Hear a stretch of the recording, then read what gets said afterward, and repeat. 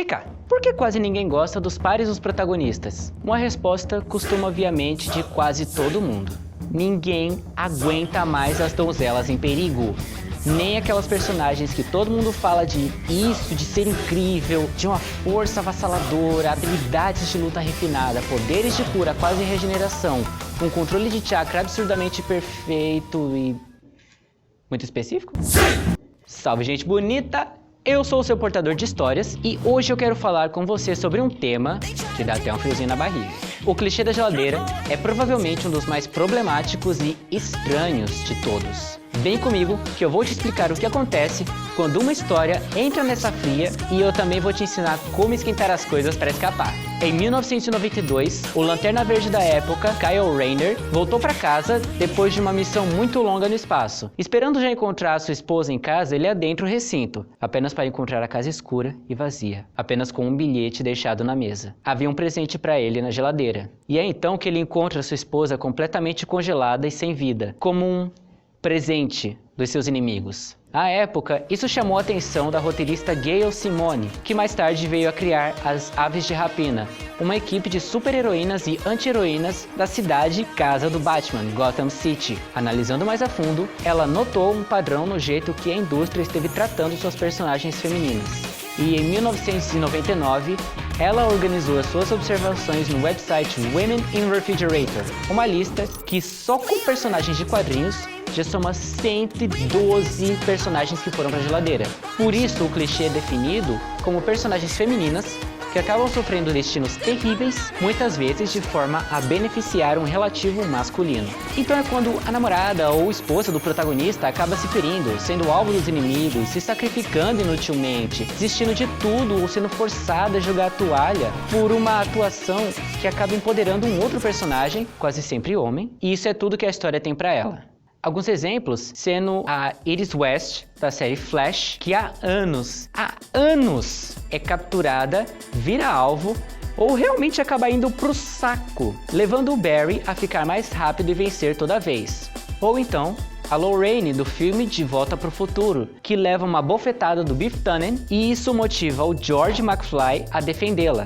Também temos a Barbara Gordon, um dos maiores exemplos, a Batgirl, a primeira Batgirl, sendo alvejada pelo Coringa em A Piada Mortal, apenas para provocar o Batman. E enquanto isso pode ser considerado bem encaixado no histórico do Coringa e tal, eu vou explorar isso mais pra frente. Mas nesse caso, o próprio autor da saga chegou a se desculpar publicamente pela forma desnecessária que ele tratou o personagem quando escreveu a narrativa. Temos também a Irene Adler em Sherlock Holmes 2, onde literalmente tudo que ela tem pra fazer na trama é cair no chão envenenada para tirar o Homem de o Sherlock da casinha. E acho que esse é o melhor exemplo que eu consigo pensar, que é a Hinata Hyuga em Naruto, Naruto Shippuden, Naruto o filme The Last e Boruto, Naruto Next Generations, em 4 séries da franquia.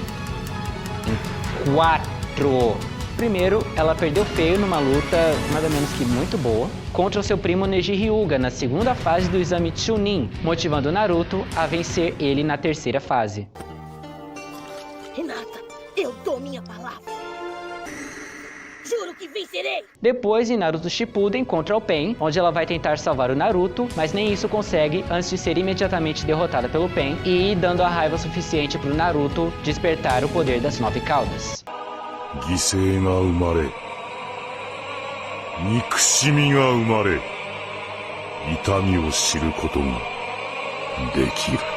Em Naruto The Last, ela é forçada a se casar com Toneri Otsutsuki e depois é engaiolada, o que motiva o Naruto a amassar a cara daquele otário. E aqui eu quero adicionar que naquele momento ela tinha os poderes de Hamura Otsutsuki. Talvez você não conheça esse cara, mas ele é irmão de Hagoromo Otsutsuki, o sábio dos 6 caminhos. É literalmente um dos seres mais poderosos de toda a história de Naruto. E o irmão dele não era pouca coisa. E a Hinata era herdeira de Hamura, tinha os poderes emprestados do Hamura. E mesmo assim, foi inútil! Como? E aí, em Boruto, temos o ataque de Momoshiki Otsutsuki, onde ela partiu para tentar ajudar, e quando Boruto acordou, depois de Naruto ser sequestrado, vemos que a Hinata foi hospitalizada numa luta contra o Momoshiki, e ela acaba dando motivação pro filho do Naruto. Eles nem se dignaram a colocar essa luta em tela, e a coitada foi pra geladeira por 4 gerações ver se pode. O que também torna esse um assunto delicado é quando isso vai de peso narrativo, porque também, se não acontecer nada, não tem história, não dá pra impedir que só por medo de cair nisso e passar pra dentro do clichê.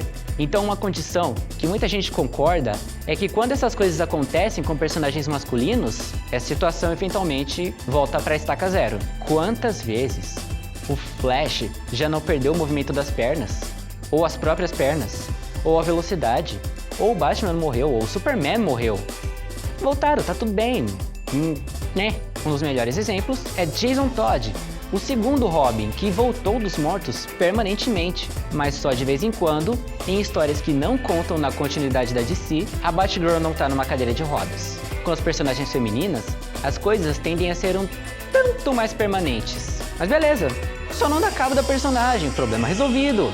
Mas digamos que você ainda precisa que o seu protagonista tenha aquele surto delicinha de poder que faz a abertura tocar e a porrada começou, tá? Então vem que eu te ajudo com essas 4 dicas para escapar da geladeira.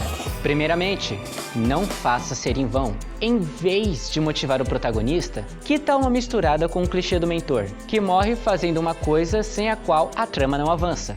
O mestre Jiraiya, o sábio tarado de Naruto, por exemplo, faleceu em uma luta contra o Pen, o líder da Akatsuki.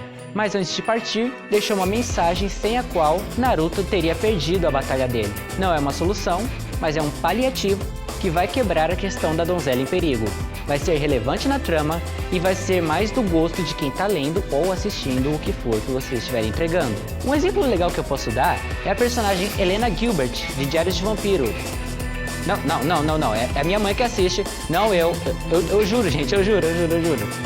Na segunda temporada, ela decide fazer um acordo com Elijah Michelson, o grande inimigo da vez e um dos vampiros originais na trama. Mas para conseguir esse acordo, ela precisou enfiar uma adaga em si mesma e arriscar ou morrer ou se tornar uma vampira, 2 coisas que ela certamente não queria ter que fazer. E como uma virada, não só ela conseguiu o acordo, mas ainda teve uma abertura para pegar aquele mesmo punhal e enfiar no peito do Elijah, sacrificando a si mesma, mas não deixando de cumprir a missão de uma maneira muito bacana. Segundo, ser reversível. Esses 2 primeiros são formas de você não precisar dar fim aos seus personagens. Às vezes é necessário, a questão seria fazer direito. Um exemplo ótimo é a animação Avatar, a Lenda de Korra, onde a protagonista, Korra, acaba sofrendo uma paralisia completa das pernas por conta de um de seus inimigos, Zahir, forçando os secundários como Mako, Bolin e Asami a trabalhar dobrado para manter o mundo seguro sem o poder da Avatar. E eventualmente a Korra se recuperou com reabilitação e fisioterapia intensas, ministradas pela Katara, voltando à ativa, bem a tempo de ajudar todo mundo com a vilã da temporada. Terceiro, foi quase. Drei Gläser. Que tal uma escapada no último segundo? Uma desviada que ela dá, um elemento apresentado antes que ela possa usar ou apenas que a personagem não se deixe perecer. Aí, para tentar salvar, o seu protagonista faça o que ele tenha que fazer, seja despertar um poder, seja o que for, mas não tenha precisado salvar a personagem. A intenção tava lá, a virada no roteiro tava lá, e a personagem mesma se salvou a tempo de ser a motivação, mas não precisar ser a Dondoka em perigo. Ele é o número 4, ele é o sacrifício do protagonista. Esse é um tanto extremo, mas se você acha que matar o par romântico vai bater forte, aqui você tem o triplo da força. Digamos que você quer um protagonista protetivo com seu par, mas não quer uma donzela em perigo na sua história. Em vez de uma situação evitável o suficiente para o protagonista se meter quase sem risco para ele, ou que acabe com uma donzela em perigo, uma coisa totalmente súbita acontece. A personagem par romântico tenta se proteger daquele perigo, você faz aquilo de um jeito que ela é sim capaz, mas que não vai dar tempo, o protagonista entra na frente e leva o golpe, desfalecendo ou morrendo no processo. Com tempo suficiente para reagir, a personagem se aproveita de alguma cortina de fumaça e escapa. Pronto, ela não era incapaz de se defender, só aconteceu de não ter sido a tempo. Cuidado nesse daqui. Se o vilão fez ela de alvo, aí o problema continua. Faz só com que ela tenha sido vítima da circunstância.